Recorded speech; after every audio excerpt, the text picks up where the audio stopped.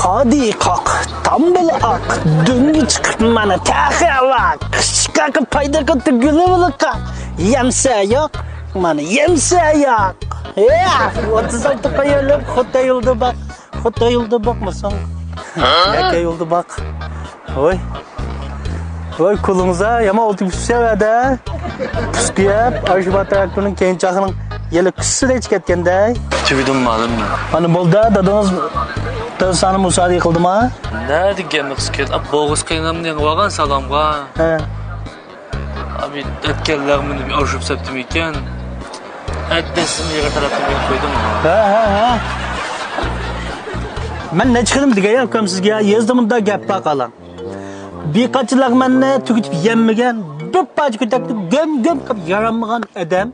O xotunu ödüsün çıkamaydı kızını Mehmet kalmış var. Ne çıkırım diyemler. Munda taraf koydarız. Munda taraf koydu kalan malım.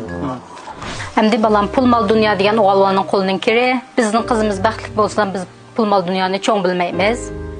Lekin siz tamoqni oshirib qo'ysizkan. Bu oshnan degan biz dehqonlarning jini balam. Siz tamoqni isrof qilgan, men sizga jihga qilmay. Hamsi mening bir talabim bor balam. Bizning Bashmoyada bug'doy bor.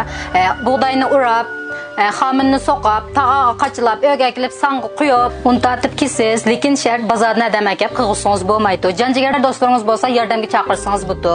Uni tartib kelsangiz, qizim chashtaylarmanni sotu, oshirib qo'yaman yalisangiz, to'yonliq qilib berman. Ala şarang mana gömitarang mana.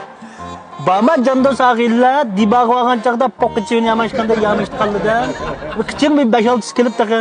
Bashmoyani bug'doyni 2 soat urutamtu. Telefon qildim malum, biz bana sebep yok. Piyazning postula, ahmoqning do'sti deb diba apır baqivami o ag'illar kim uchursa ag'inda. Japadimi alavatdan bilib ag'indan 5 kishi bo'zi butu qaval degan ekan. Oy. Magi pazasma? Ras. Kopas parlama mısın? Ha?